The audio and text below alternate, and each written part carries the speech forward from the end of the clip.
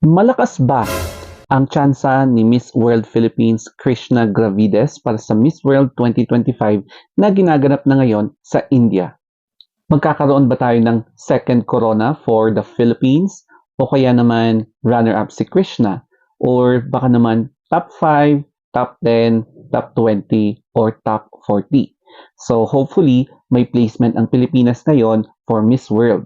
Let's begin with the sports challenge. And as you can see here, Krishna Gravides managed to enter one of the top 32 finalists, no? Or quarterfinalists. Correct me if I'm wrong. So, good standing tayo sa sports challenge. Pagdating naman sa talent challenge, Krishna Gravides managed to showcase her voice, yung kanyang divine voice. Kaya naman nabighani ang mga judges. That's why she managed to be one of the top finalists dito sa challenge na to. So moving through with the head-to-head challenge, Krishna Gravides managed to penetrate the first cut. Yun nga lang, hindi na siya umabot sa finalist. Pero, nung napakinggan ko yung speech niya, she shared her life story, yung background niya, yung kanyang advocacy, specifically doon sa kanyang humble beginnings, mga ganyan, and then yung mga some interesting facts about herself. So, for me, kontento na ako yung mga laman ng kanyang speech.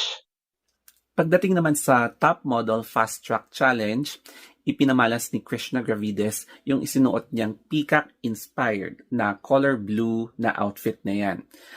Yun nga lang kasi hindi siya napasok sa top 2 finalists wherein si India ang eventual na in-announce as the finalist, continental finalist para sa Top Model Fast Track Challenge. My own opinion and observation, Miss World ay isa sa mga unpredictable na way na pagsaselect nila ng kanilang winner. So, one example is yung winner natin from Poland who happens to be parang hindi siya nananalo sa mga fast track events or even finalists.